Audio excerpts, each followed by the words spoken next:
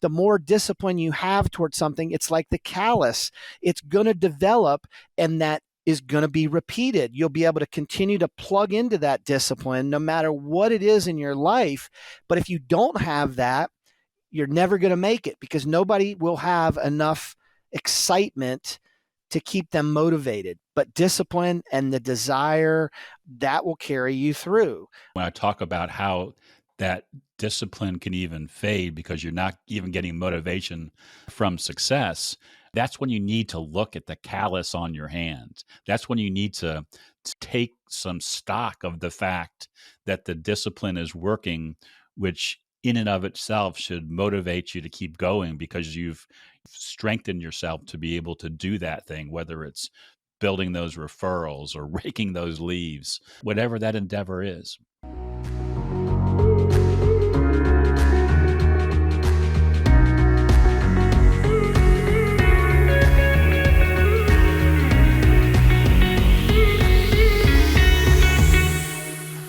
Hello again, and welcome back to another edition of the Truest Fan Blueprint podcast. That's a mouthful.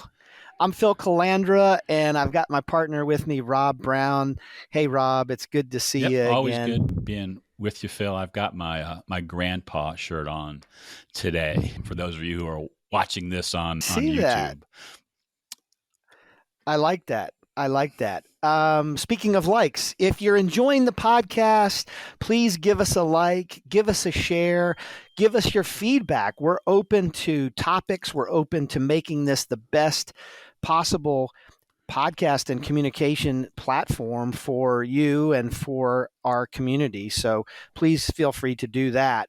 And today, Rob, we're talking about something that I think really hits in so many different aspects, so many different corners and pieces of our lives, whether it's our family, our businesses, our lifestyle. And that is the difference between motivation and discipline, and discerning the differences so that you can make maximum use and reach maximum success out of it. And I found this, Rob, interesting. You know, sometimes social media can provide you some good information. And I found this brief synopsis of the difference between motivation versus discipline. So I'm just going to read it out for our listeners, and then we'll kind of dive off of that. But motivation comes from the natural human drive to achieve something. Motivation doesn't last forever, no matter how much you want something.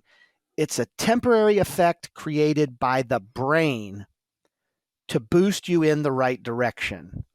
That's motivation. Now, the converse, the opposite of that, or what we're going to discuss, is discipline. And discipline is the ability to continue pushing in the right direction when you no longer have motivation doing it for you. Discipline is far more important than motivation, and you should never rely on motivation alone.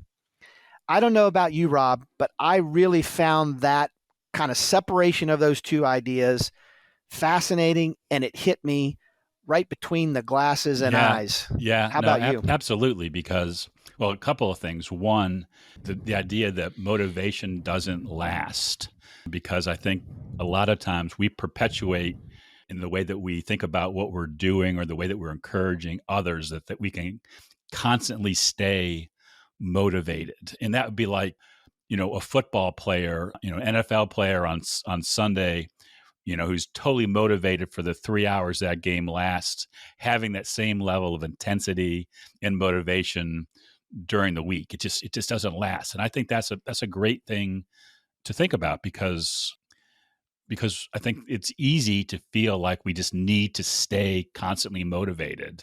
And that's impossible if you buy into what you just read.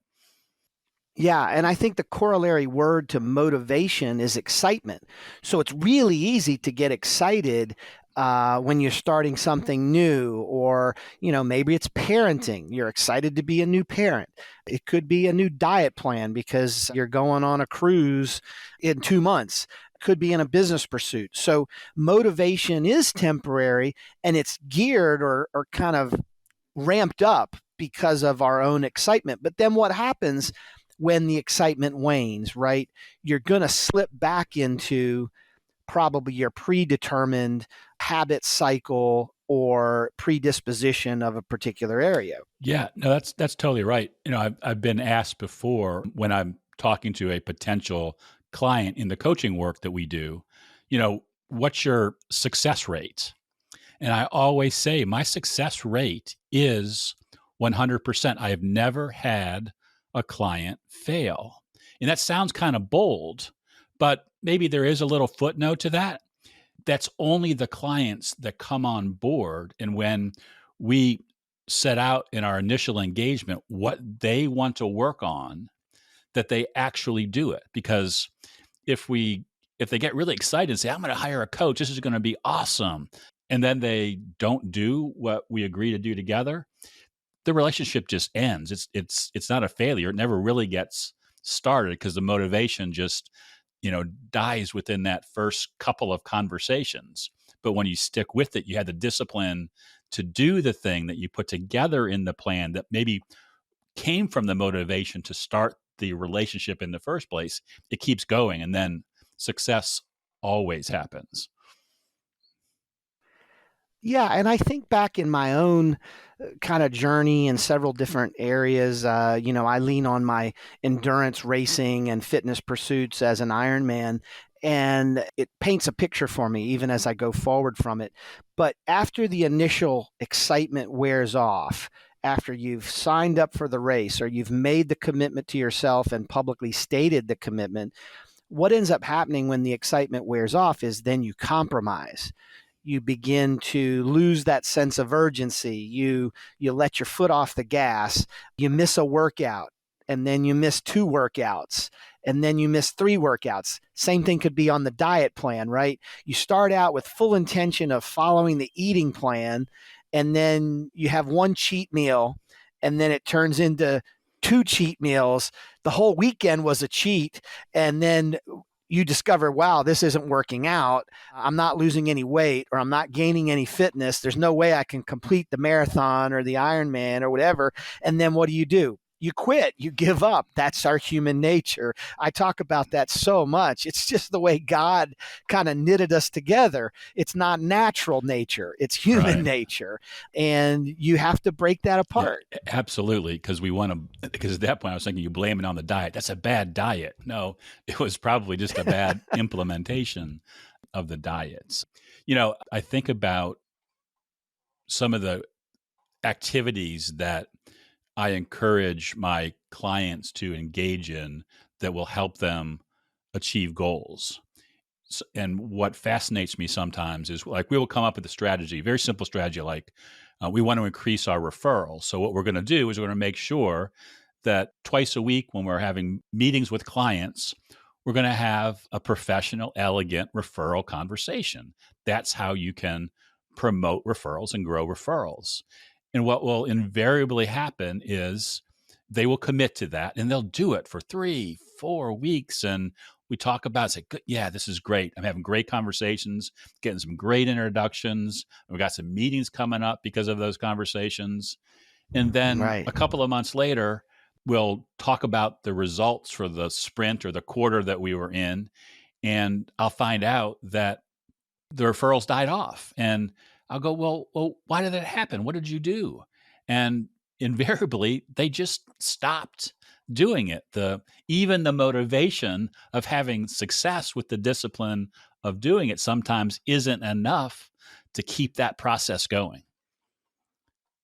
Yeah, so it would be the solution here for our listeners. The solution is maintaining a high level of discipline to have that referral conversation. And it's kind of like I was having this conversation with my brother-in-law just the other day.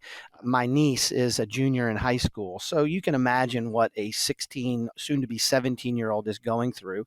And we were talking about how to create in a young person the idea of discipline and not being afraid to fail. So I have a point to my story here, but we were talking about the repetition of success. The more you have success at something, it's like raking leaves. We're coming into the fall, and guess what happens in the fall, Rob?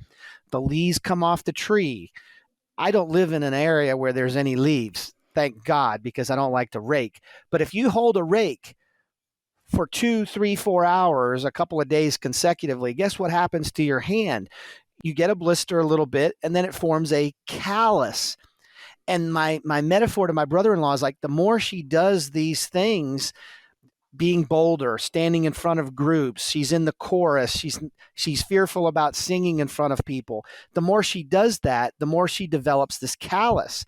And I'm thinking this story through in my mind as I'm telling it, because that's the same thing for our listeners between motivating themselves and being disciplined with themselves. The more discipline you have towards something, it's like the callus. It's going to develop, and that is going to be repeated. You'll be able to continue to plug into that discipline no matter what it is in your life. But if you don't have that, you're never going to make it, because nobody will have enough excitement to keep them motivated. But discipline and the desire, that will carry you through. Same thing with your, coaching for referrals. You got to keep doing it, or don't expect the results to come. And I think, when I talk about how that discipline can even fade because you're not even getting motivation from success, I was thinking as you were talking, that's when you need to look at the callus on your hand. That's when you need to take some stock of the fact that the discipline is working, which in and of itself should motivate you to keep going, because you've strengthened yourself to be able to do that thing, whether it's building those referrals or raking those leaves, whatever that endeavor is. Well, and I don't think that people realize when they're in the moment, we're in the middle of it, that it's going to take the extra step of and the discipline to see it through. And I'm no different than anybody else. I mean, our listeners, don't feel like I always have unlimited amounts of discipline. I don't either. I fall back, and then I have to pick myself back up and say, okay, here's what I set out to do. Is this really a priority? Is it really important for me to achieve this outcome? And then I would say, yes, it is. And I have to master that emotion. I've heard it said, mastering the mundane. It's the mundane things that you have to get complete control over. And I think that this makes all the difference. We're coming up on time, Rob. Is there anything else that you wanted to kind of get out to people in the separation between motivation and discipline? As I was preparing for our conversation today, Phil, I was doing some reading and a great quote came up. It says that motivation is doing what needs to be done when you want to do it. Discipline is doing what needs to be done when you don't want to do it. And I mentioned that here at the end because it like the social media post that you mentioned early on, it creates that stark contrast and causes us maybe to think more about, when are we falling prey to allowing our motivation to kind of rule our days versus saying, each day I need to have some discipline about what it is I'm trying to accomplish. And, as we help clients create their quarterly sprint with their action items that they're working on, it requires that discipline to keep going back and doing it over and over again. So I think maybe is a takeaway. So, what could a listener today take from this conversation? Look at those priorities that you're working on that you said were really important to accomplish, your goals this year or this week or in this sprint if you're following along in our process. And are you really sticking to them, or were you just motivated to create a plan but weren't convicted to have the discipline to follow it through? And if there's something that you said you want to do it. Do it now. Start. Get that discipline going, because we all have those things in our lives. None of us are perfect, and we could have conversations about motivation and discipline for hours or for every week probably, because it's a constant battle to stay focused on those things, those disciplines that we need to do on a day-to-day basis. Yeah, I love that. And I love that quote, Rob. That hits it squarely on the head, and that's a good place to wrap it up for today. So if you enjoyed the podcast, please like it, share it, give us your feedback. We love giving you this information. We look forward to talking with you again. And as we always say, we are rooting for your success. Talk to you soon.